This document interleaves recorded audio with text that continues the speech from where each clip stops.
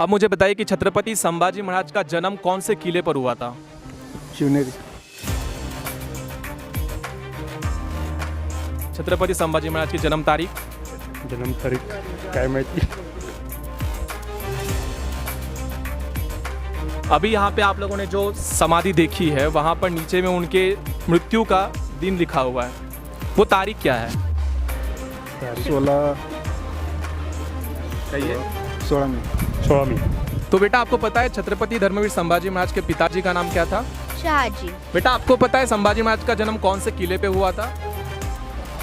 प्रतापगढ़। बहुत से इतिहासकारों ने गलत दिशा देने की वजह से और जहाँ पर हम लोग स्थित हैं वहाँ पर बहुत ही ज़्यादा मुगलिया से प्रेम करने वाले और मुसलमानों से स्नेह रखने वालों के लोगों की वजह से हिंदू धर्म के महान योद्धा छत्रपति संभाजी महाराज और उनके सहयोगी कवि कलश के इतिहास को पूरी तरह से नेस्तनाबूद करने का एक जो बीड़ा है, जिसे कहते हैं कि एक मुहिम ले ली है सेक्युलर बनाने का और उनके इतिहास को पूरी तरह समाप्त करने का, यहीं पर कुछ लोगों के द्वारा किया जाता है।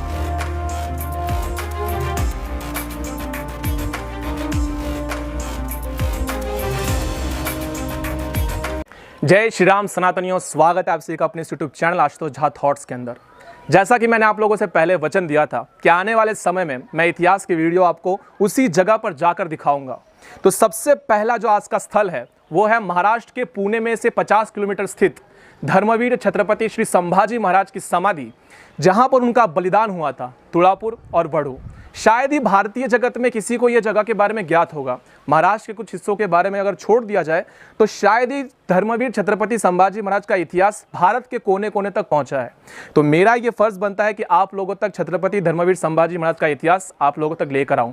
तो चलिए जानते हैं कि आखिरकार इस जगह की पवित्रता और यहाँ पर कौन से ऐतिहासिक घटनाक्रम को औरंगजेब, रहुल्ला खान, मुकरब खान तथा संभाजी महाराज और उनके मित्र कवि कलश के बारे में। महाराष्ट्र के पुणे डिस्ट्रिक्ट के लगभग 50 किलोमीटर के अंतर पर तुड़ापुर ये गांव है और इसी तुड़ापुर के अंदर आपको छत्रपति धर्मवीर संभाजी महाराज की यह समाधि देखने के लिए मिलेगी। जैसे ही आप अंदर प्रवेश करते हैं वहां के ग्रामस्थ आप लोग को तरह तरह के फल बेचते हुए नजर आएंगे। ठीक उसके आगे जाते वक्त आपको बाहिने तरफ धर्मवीर छत्रपति श्री संभाजी महाराज की एक भव्य स्मारक नजर आएगा। यह स्मारक एक शूरता और वीरता का प्रमाण है।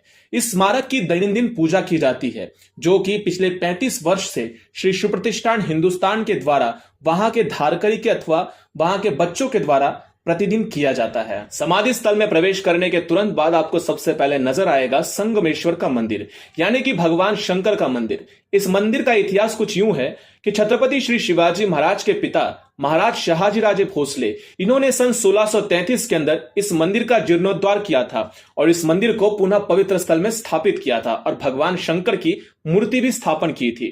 अंदर जाते ही सबसे पहले आपको दर्शन होंगे विट्ठल और रुक्मणी की और उसके बाद हनुमान जी का। ठीक अंदर जाते ही आपको दिखेगा भगवान शिवलिंग जी और वहां पर महादेव के दर्शन प्रतिदिन भाविक रोज करते हैं।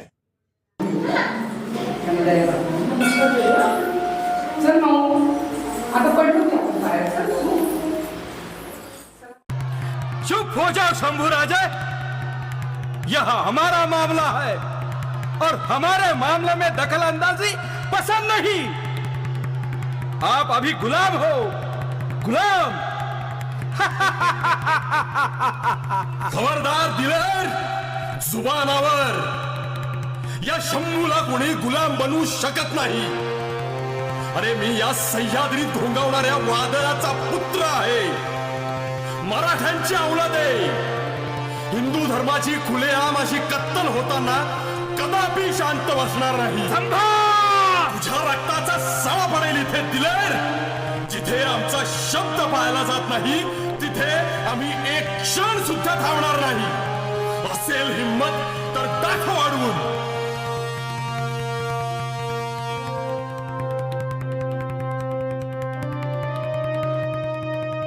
अभी जो आप लोग मेरे पीछे देख रहे हैं वो संभाजी महाराज की पहली समाधि है।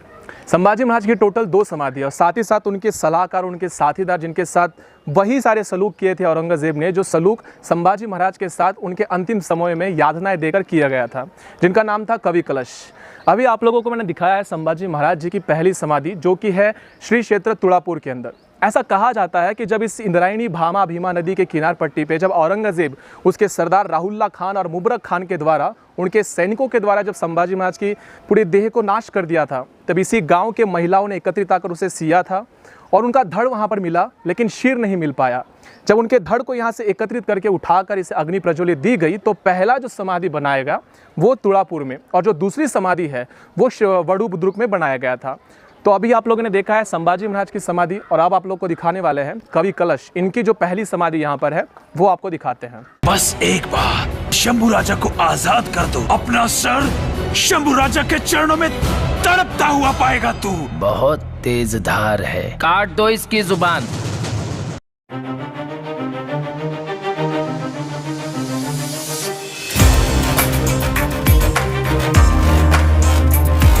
अब आप लोग जो देख रहे हैं वो कवि कलश, यानी कि धर्मवीर छत्रपति संभाजी महाराज के सहायक, जिन्हें छंदोगमात्य कवि कलश कहा जाता था। अब आप लोग को बता दूं कि कवि कलश जो थे वो मूलतः शिवकालीन के इतिहास में ब्रिज से थे। ब्रिज यानी कि आजकल के उत्तर प्रदेश में उसकी जगह आती है। उस समय में कवि कलश संभाजी महाराज के ऊपर कविताएं करते थे, और ठीक कुछ लोगों को ऐसा लगता है कि कवि कलश और कविराज भूषण ये एक ही व्यक्ति का नाम है, और वास्तविक स्थिति में देखने जाते हैं तब कविराज भूषण और कवि कलश दोनों भिन्न भिन्न व्यक्ति है। ये जो समाधि आप यहाँ पे देख रहे हैं ये कवि कलश की है, जिनके औरंगजेब ने संभाजी महाराज के साथ निर्गुण हत्या की थी, और कविराज भूषण ये छत्रपति शिवाजी महाराज के कालखंड में उनके साथ थे। यानी कि ये जो दोनों कवि थे वो भिन्न भिन्न समय में भिन्न भिन्न राजाओं के साथ थे, लेकिन बहुत से इतिहासकारों ने गलत दिशा देने की वजह से, और जहाँ पर हम लोग अभी स्थित हैं वहाँ पर बहुत ही ज़्यादा मुगलिया से प्रेम करने वाले और मुसलमानों से स्नेह रखने वालों के लोगों की वजह से हिंदू धर्म के महान योद्धा छत्रपति संभाजी महाराज और उनके सहयोगी कवि कलश के इतिहास को पूरी तरह से नेस्तनाबूद करने का एक जो बीड़ा है, जिसे कहते हैं कि एक मुहिम ले ली है सेकुलर बनाने का और उनके इतिहास को पूरी तरह समाप्त करने का, यहीं पर कुछ लोगों के द्वारा किया जाता है, जिसे हमें खेद है।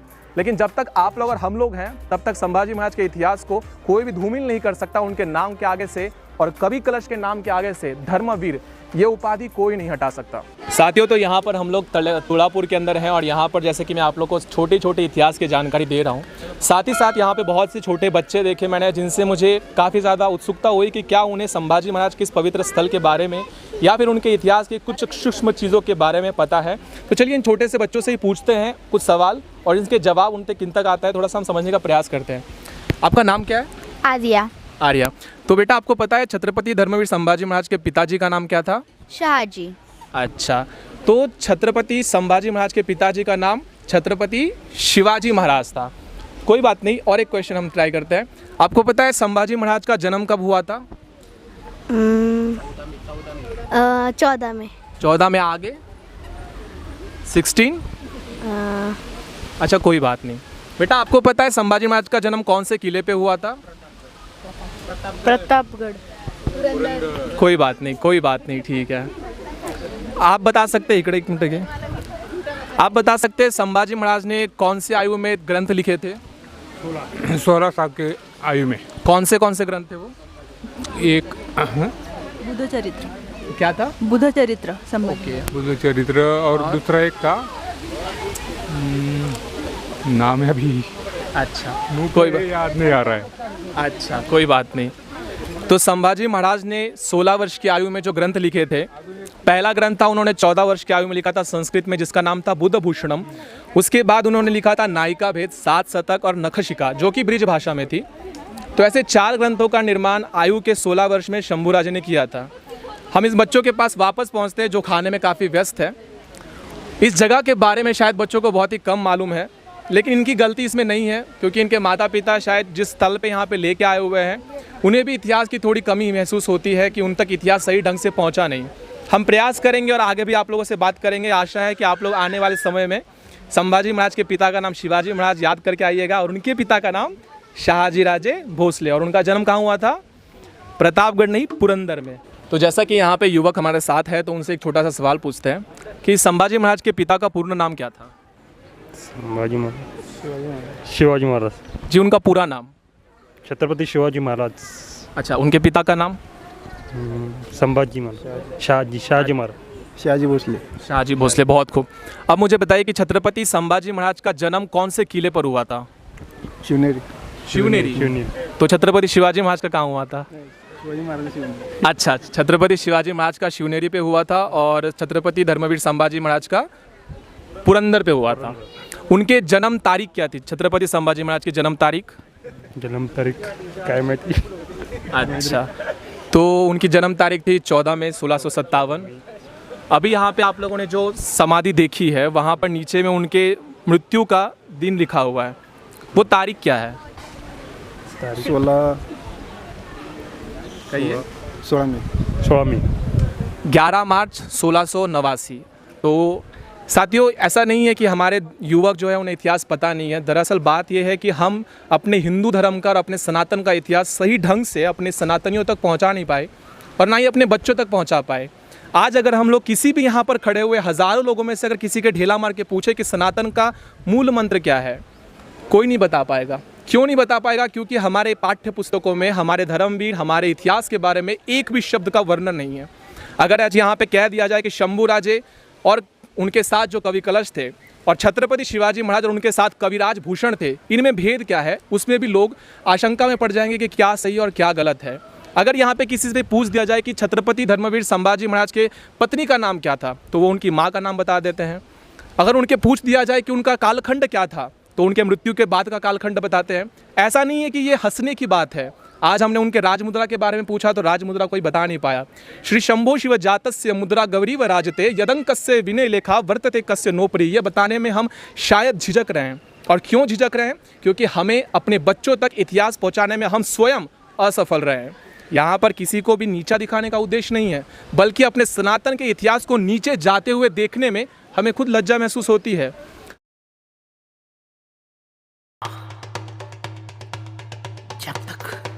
जब तक उस संभा को पकड़ ना लूं, तब तक ये आलमगीर कुराने पाक की कसम खाकर कहता है कि मैं ये शाही की मांस अब नहीं पहनूंगा। चलो ले चलो इस काफर जहन्नमी को, चलो ले चलो।